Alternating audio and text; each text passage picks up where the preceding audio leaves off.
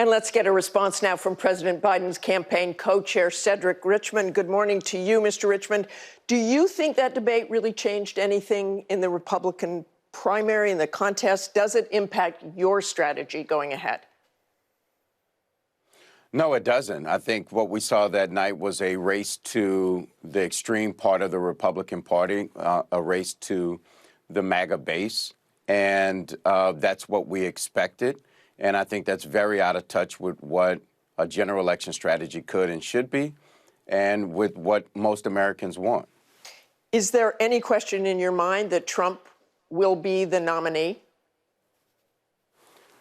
I think that whether it's Trump or it's not Trump, it's going to be Trump's policies. It looks more and more like it'll be his demeanor and it will be his extremism. And so that's what we saw on the stage. So whether it's former President Trump or not, I think that it will be everything that he has brought the Republican Party to.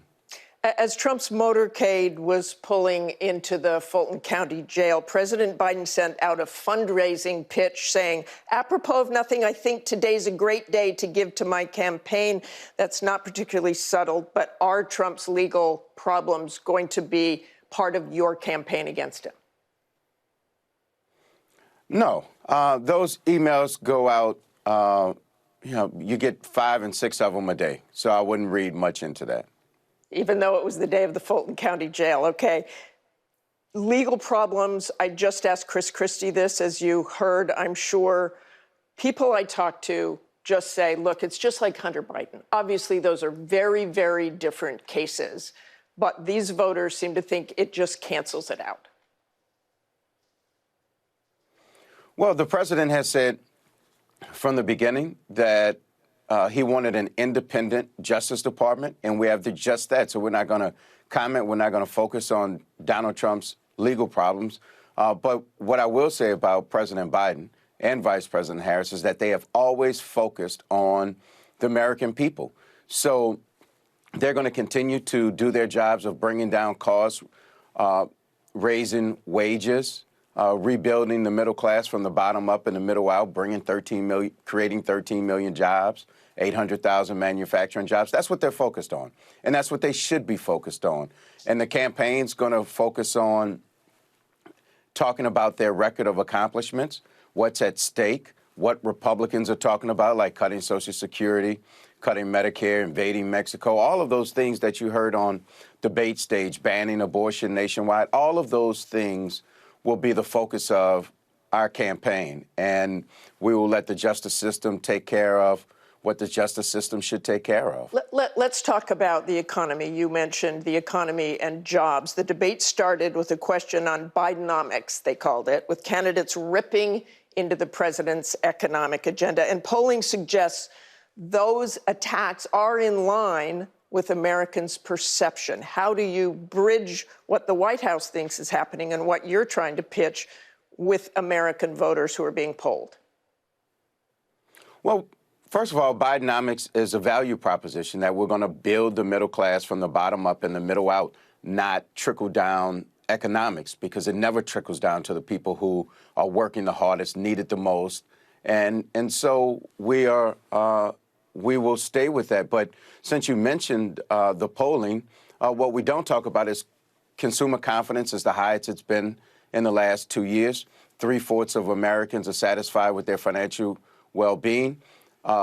Over 3/4 of Americans are satisfied or very satisfied with their current employment. Let me stop you right there on the polls. I just want to go back to these polls that we mentioned. It was a recent Fox poll. Do you approve or disapprove of the way Joe Biden is handling the following issues? The economy, approve 37%, disapprove 61%. If people are saying that in polls, they're not happy. So how do you keep getting that message out? Well, we have to keep telling them about what we're doing. But I think that how you ask the question you ask, you're going to get very different answers. But when you hear so many people say that they're satisfied with their income right now, that they're very satisfied with their job, we think that's very telling. When you throw the word just economy in a broad sense, you get a different response. But what we're going to do is continue to do what we've been doing, and that is to talk to people about the fact that we're creating jobs, bringing costs down, bringing manufacturing back to the United States from overseas. And that's what campaigns are for us to go out and tell the story of us meeting challenges, what we've accomplished, the challenges we still have to meet, and all of those things. I just want to say they were very specific in this. Rate economic conditions today. 80% said they were poor or only fair, but we will move on. Biden's age, once again, an issue. They brought that up in the debate as well. How do you get through that when Biden's out, when President Biden is out on the campaign trail in particular, which can be very taxing? Well, while they talk about age, we will talk about the things that Americans are talking about, and that's kitchen table issues. And we're going to continue to do all of the things that we said. So they'll talk about age, and we're going to talk about the fact that we brought insulin down to $35 a month so that our seniors don't have to choose between medicine and rent or utilities.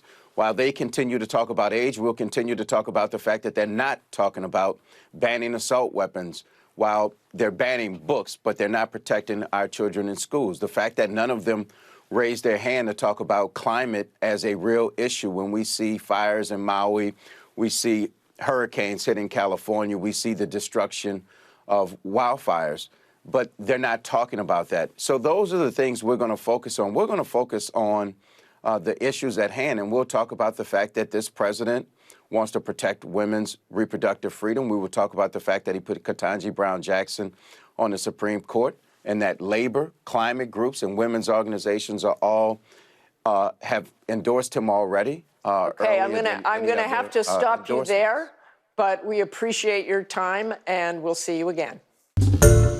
Hi, everyone. George Stephanopoulos here. Thanks for checking out the ABC News YouTube channel. If you'd like to get more videos, show highlights, and watch live event coverage, click on the right over here to subscribe to our channel. And don't forget to download the ABC News app for breaking news alerts. Thanks for watching.